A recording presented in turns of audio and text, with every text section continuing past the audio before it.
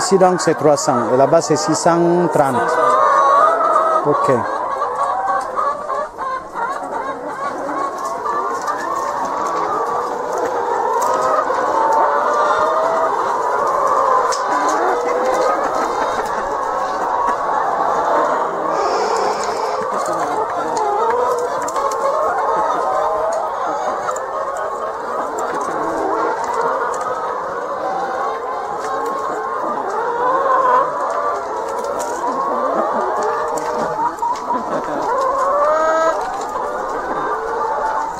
Moi, c'est Mbwana Ruben, responsable technique de la ferme Pipade.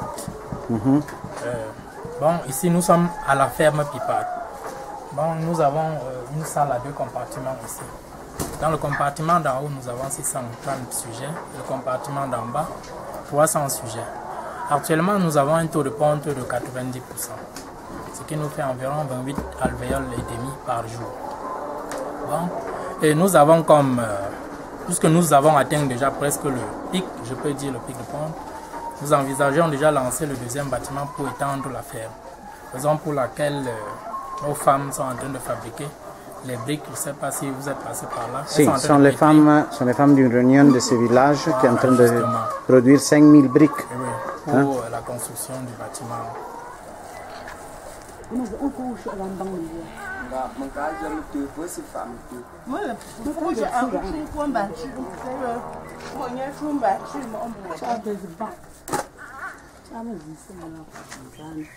Pour l'extension de la ferme Pipade. Nous prétendons, si d'ici février nous pourrons déjà avoir le bâtiment sur pied, on lance directement la deuxième bande pour relayer celle-ci. Pour qu'avant la réforme de cette bande, que celle-là soit en train de commencer à pondre. Pour qu'il n'y ait pas rupture de production. Sinon nous allons perdre beaucoup et les clients et les femmes que nous sommes en train de suivre. Puisque une partie de notre production est allouée au projet Minga pour soutenir les femmes séropositives. Oui. Et là, ici à la ferme, nous avons pour le moment ce problème d'eau. Si. Nous allons chercher. Il faut payer pour qu'on aille chercher de l'eau. Notre château n'est pas encore fonctionnel. Mais le château est presque fini. Oui, est presque fini. On ne charge pas encore de l'eau à l'intérieur. C'est le problème d'électricité, de branchement d'électricité.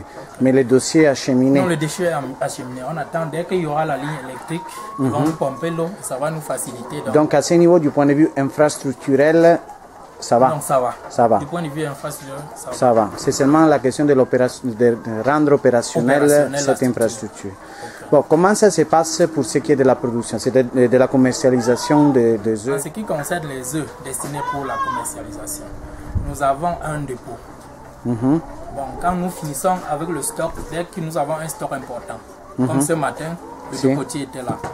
Il est venu, il prend un stock, nous l'enregistrons. Okay. Il descend au dépôt. Après là-bas, nous avons un responsable commercial qui passe donc récupérer les fonds et dépose dans le compte de la ferme Pipade. Okay. Et partant de ce compte maintenant, on achète les aliments, on achète tout ce qu'il faut pour la ferme, la paye du personnel et le projet est également une partie allouée pour la construction du bâtiment. Les petits revenus que nous rapportons déjà, on commence à investir pour le bâtiment. Ok. À ce niveau, pour la question de l'autonomisation du projet, bon, une association italienne qui s'appelle Minga Africa Onlus a participé au financement d'une unité de transformation. C'est ça? Oui, d'une unité de transformation, de la provenderie. Pour la provenderie. Oui, pour les poules. Justement, cette unité est déjà prête. Il y a aussi question de l'électricité. Nous n'avons pas encore en ligne d'électricité. On attend que la ligne soit là pour que... Parce que les machines ont été achetées. Oui, les machines ont été achetées, c'est déjà sur place. C'est déjà sur place. Il faut juste la source d'énergie pour faire fonctionner ces machines. Donc c'est l'électricité notre vrai défi. Notre vrai défi. Mais une fois que cette structure sera fonctionnelle, ça va contribuer à réduire les coûts. Puisque l'aliment, on doit aller ailleurs, fabriquer, payer et transporter, le coût devient un peu élevé.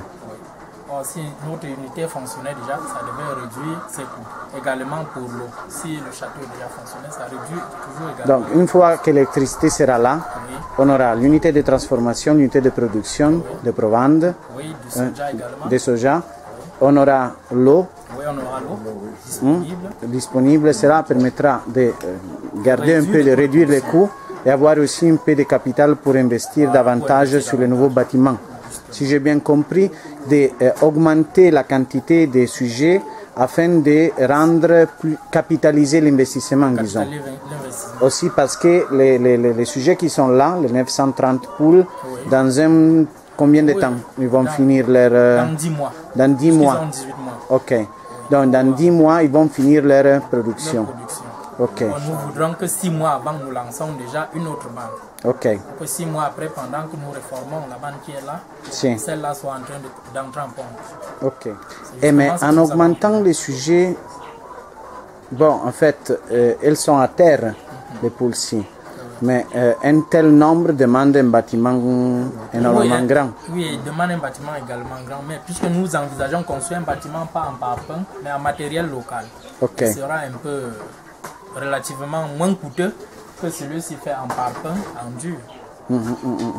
Et au niveau santé, hein, des sujets qui sont là, Ah oui. est-ce qu'il y a eu, lors du temps qu'ils sont là, des problèmes au niveau de la gestion sanitaire? Non, jusqu'à présent, nous n'avons pas eu des cas de maladie. Tu sais que ce projet a été installé, en fait, tu ne connais pas parce que tu es venu après.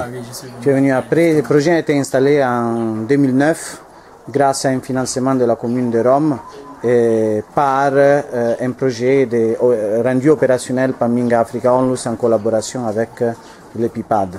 Bon, on a eu un problème de lancement, en fait, pour problème de planification. En fait, maintenant, là, je vois qu'au moins quelques évolutions au niveau de la communauté locale aussi est déjà là.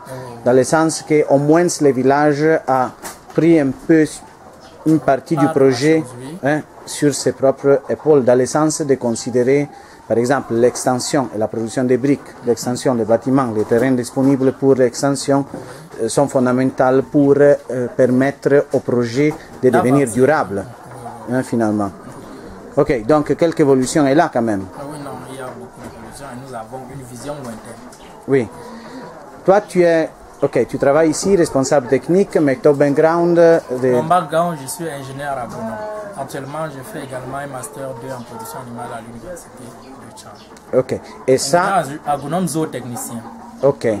Et bon, donc, nous on profite aussi de la supervision de quelques professeurs de l'université oui, aussi. Justement, il y a la supervision technique de la ferme. Actuellement, il est en cours, c'est Dr Kana. Ok. Je sais qu'il a eu peut-être à échanger avec vous par mail. Si. Oui, c'est lui le superviseur technique de la ferme. Également au campus, c'est mon superviseur. Donc, donc cette liaison aussi, c'est une chose intéressante, afin de lier bon, l'industrie de la connaissance, qu'on peut dire que c'est l'université, en fait, à une réalisation concrète à but social. Ça, c'est aussi une chose intéressante. Et aussi, nous voudrons à la longue que ça devienne une ferme-école, si possible, que nous encadrons, puisqu'il y a des paysans qui demandent des conseils en ce qui concerne l'élevage. S'il y a des gens qui peuvent aussi venir se former. Mais ça peut être même utile pour les étudiants de l'université. Oui, justement, des stagiaires, par exemple, de la faculté d'agronomie peuvent venir. Parce qu'à Tchang, il y a la faculté d'agronomie la plus grande de l'Afrique centrale. De l'Afrique centrale, c'est justement là où je me suis fait former. Ok. Ok, merci beaucoup. J'allais seulement vous dire que, docteur, que nous, comme on veut que la plupart se développe beaucoup là, notre part de contribution serait la terre. Le prêt qu'elle est en train de pétrir là. Oui. De fabriquer là. Parce que si on fabrique ça pour vous aider, ça va aussi beaucoup nous aider parce que nous, on veut cultiver le maïs pour la plupart. Si nous n'avons pas de moyens pour cultiver, vous pouvez aussi donner les engrais. Oui, oui, oui. Nous, on veut que la plupart ici soit quelque chose que vraiment, ça peut aussi beaucoup nous aider. Merci beaucoup. Merci.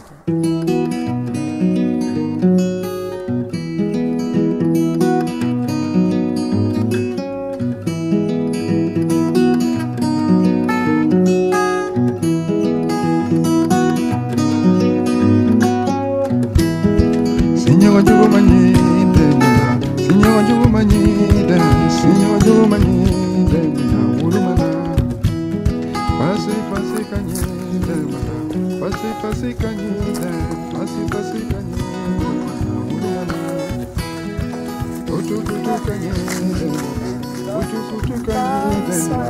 nom c'est Brenda. Brenda, bonjour Brenda, ça va? Qui stiamo sotto la ferma.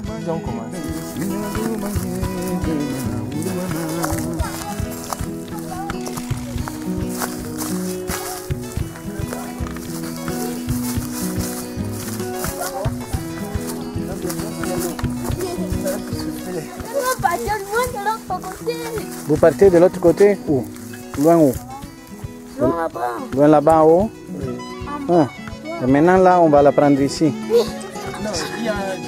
Ça va être point combien de temps? Ah oui, ok. Vous allez vous laver. Déjà. Vous allez vous laver. Vous allez vous laver. Ça c'est le premier forage. Le deuxième, c'est joignable ici? Oui. Bon. C'est l'eau-là qui vous remplit comme ça. Ah ben, c'est bien. Vous allez recevoir l'eau. Bien sûr. Mais l'eau, c'est la vie, mon ami. Hein? C'est la vie. Sans Vous autre. allez vous souffrir.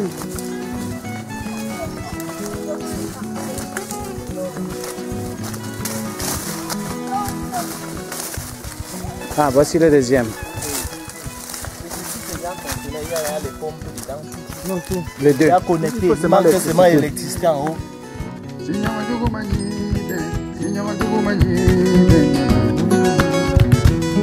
Kiwili katama ikelechete, kimiri mogolate, ni barada minate.